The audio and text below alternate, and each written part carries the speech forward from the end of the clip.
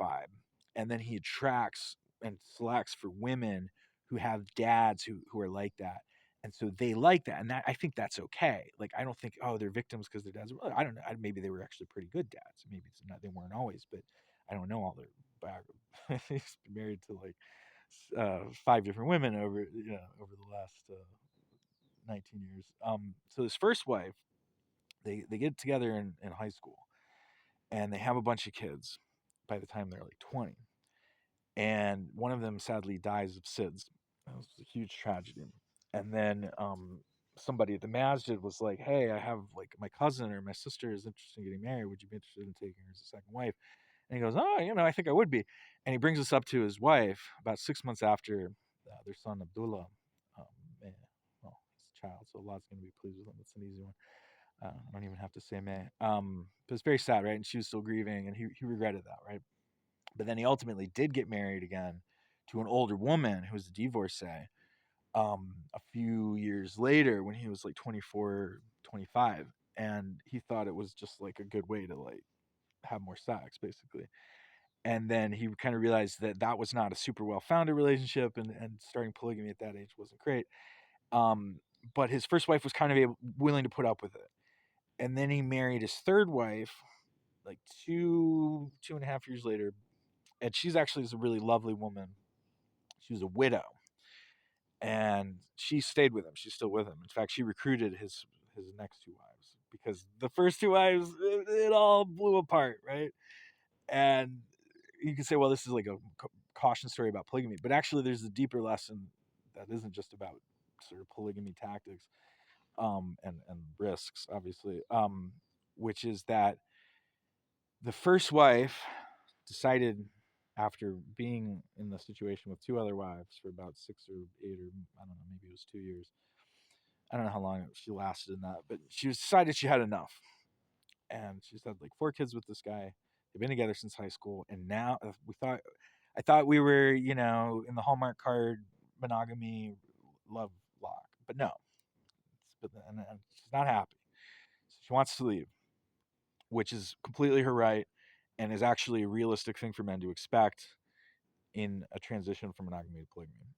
So this would be the feminist egalitarian rights given to women in the Quran that she's exercising, and it's totally Islamic. It's totally her choice. All right. So basically, when she, when Bro's first wife left, she went like scorched earth, and she went into the parental alienation thing, and then he's got to like sue for custody, just for visitation rights, not for even for custody. And he's spending like all this money on like 10, 20,000 pounds on legal just to get through, due process for his paternal rights. You might think, well, this guy's like a sexist jerk, and it shows him right. But he, the kids deserve. He's not. He wasn't an abusive father, even if you could say he was an abusive husband, which I don't. I think he's a little more nuanced than that, but I can do but enough that she had the right to, should certainly do cause to leave, but that the kids have the right to see their dad, and that this kind of parental alienation is evil. It's not right. It's not Islamic. It's not Christian. It's not feminist, right? This is the point: is that was like her power to inflict this wound, this heart wound, on the brother. You might say it was justified or not. I don't think it was. I don't think that religion. I don't think God thinks it is. But I get it, because when you only have one weapon, and you feel like you've had your all these years of your life wasted, and you're encumbered. It's tough with one kid as a single mom, or two, but four. It's a lot. So you're gonna hit them where it really hurts. And is that a feminist action? I don't think so. But you could, just like how you can take religious extremism into going into a masjid and blowing yourself up because you think they're all actually mushriks or something. Likewise, you can take feminism to that extreme. And you might say, well, it's egalitarian because he did her dirty, so now she's doing him dirty, and all's fair in love and war. But I think, as the war in Gaza shows us, that is not really true. It's not all fair. And from a third wave feminist perspective, what she was doing in this reprisal, like just like a guy pleading sexism ideologically to try and assert power in a relationship, is actually coming from a place of weakness. And it's actually sexist. It's actually sexist of her to be that person in that way. Um, so obviously that's something that they should have talked before they got married, and then that would have been like more fair. And I think that there's definitely a correlation between a woman having what you might call feminist ideology enough to have the self confidence to develop herself and to believe that her agency matters and her feelings matter and so on, enough to communicate them and assert them, and likewise that she have the emotional intelligence to be able to go through divorce in a way that does not lead to years and years of heartbreaking parental alienation, or maybe they don't go full parental alienation but they kind of jerk you around. And you can't really use the law, whether I think even if it's Sharia courts, I don't think really makes a difference, um, unless it's like chat GPT law and things happen in like 6 business days. Maybe in the future we could make that, but that hasn't existed yet. What you really need is a co-parent who is decent and will keep their word and be reasonable to make agreements with, and that you can then do what's best for the child and not grief each other about it over the years, because there's plenty of opportunities to do so. And this is really the most important thing. And the converse is, I've seen so many childless um, people, young people, some of whom I've tried to mentor, and to different extents. And that's really what polygamy is about as well, is like adopting more children in this kind of structure. And that's how 4-3 opens. If you fear injustice for the orphans, and the father doesn't have to be dead. There's just a lot of delinquent fathers, right? So when you have a father, even if he finds his ideology abhorrent, but he isn't physically abusive, he isn't verbally abusive, and he's not delinquent, it's a valuable resource, and the kids need it, right? And why is that, right? And it goes back to this theology of the synthesis of opposites, and that Allah created things in pairs, and likewise created different communities to challenge us in this dialectical struggle towards Tawhid. And the same applies to children wanting a paternal figure in their lives. And you don't even know how much of a difference you can make in a young person's life by being a little bit of a father figure over WhatsApp voice messages and a few emails and helping pay for school and a few things. I mean, it's like water soaking into the ground in New Mexico. It's like it's a profound fitra need. So this is why parental alienation is so evil, not so much because it's hurtful to the dad, or or vice versa. Usually, it's the father that gets the shove. And this itself is also a dialectical reaction of reaction, where they set up the laws to be like women are de facto the caregivers in the Western family law system, because you had this system in like Victorian England where like the men had it, but then they kind of revised that, and it was like, well, actually, the women are the only ones who really merit child giving. So now we've developed. You see some reform in the family law by now, another 100 years later, where we've developed this appreciation that actually, really, children do merit both parents, unless one is totally abusive, even if they're a little rude. And you might say that's emotionally abusive, and they might not. They might want to take some distance from that from dad or whatever. Usually, or maybe it's like Carrie's mom. It's like the neurotic mom who's always nitpicking, whatever, right? But even that level of bad personality is still net. It's still net positive to have that parent in the equation. Um, so is this feminism? Is this sexism? I mean, I think that the point here is we have to go deeper, and that saying that Islam is patriarchy is just as out of step. And I see a lot of these Islamic feminists. I follow some of them, and they're doing a lot of hasanat. They're fundraising for people in Gaza, and then bros still come out of the woodwork, call them, call them bad words, tell them they're munafiks or kufa or whatever, and then they're going to go to hell. And all their deeds are void. And this is based on a misreading of the Quran that your deeds will be void over like a creedal concept. I see a ton of women coming through the progressive Islam sub who are new to the religion and who have been in it for a little while, maybe a few years, and they're getting ready to be on the churn out, right? So Jeffrey Lang talked about this.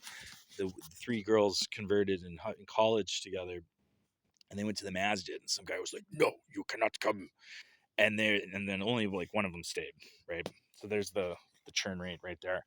And I don't even know if this 3 year half life on new converts to Islam leaving the religion is a legit statistic, or if people are like extrapolating stuff that Jeffrey Lang said.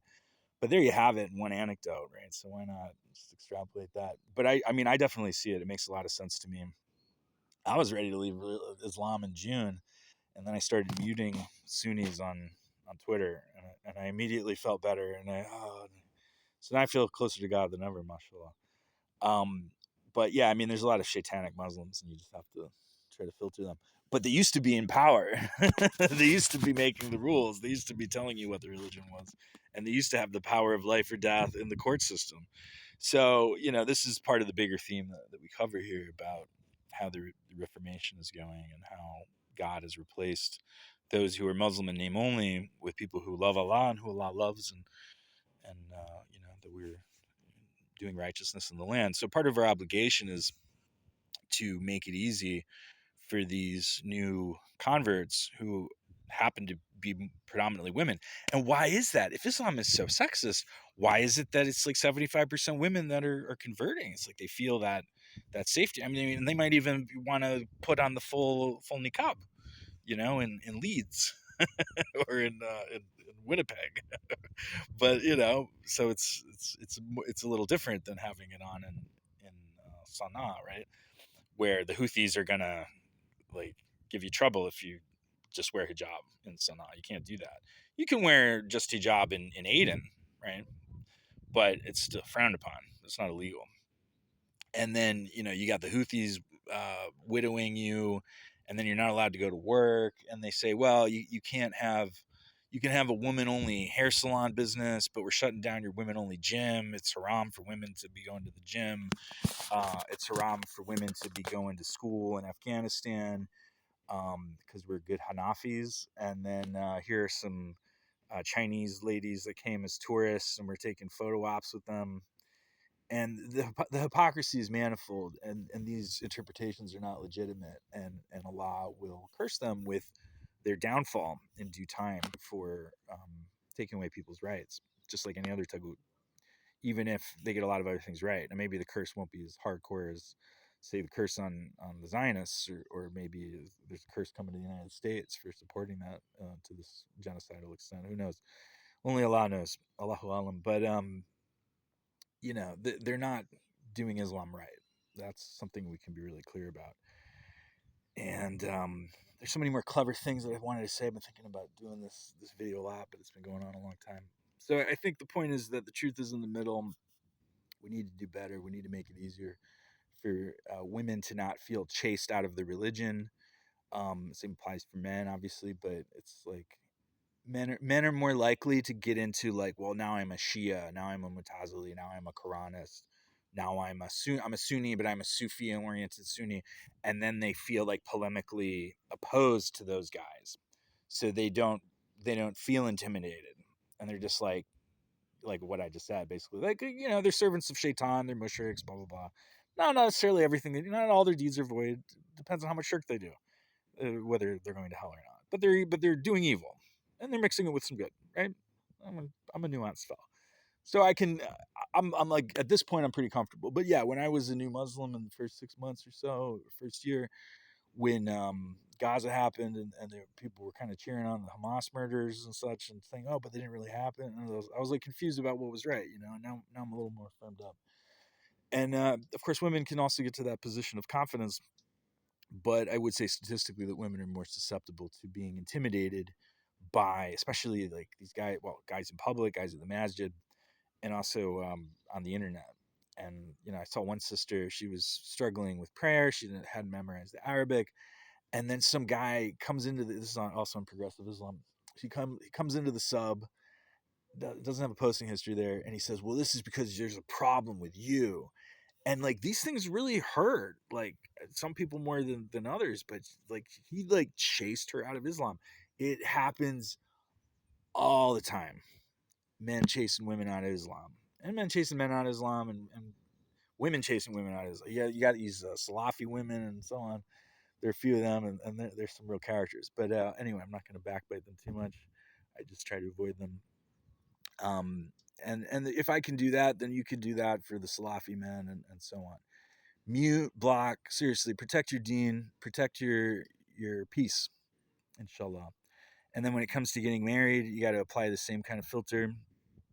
And you would think that if a guy has the discipline to pray Fajr, he's thinking about being judged after he dies or at the end of history, whichever comes first. He's applying lessons, but which lessons? Is it from the Quran? Is it from the Quran and a filtered set of hadiths? Is it all the hadiths and the Quran's in the background? This matters, right? So do your due diligence and figure out what kind of Muslim the guy is, and then inshallah you will be able to find a good one and have a very happy marriage and raise your children to find the middle path, because we are a middle nation.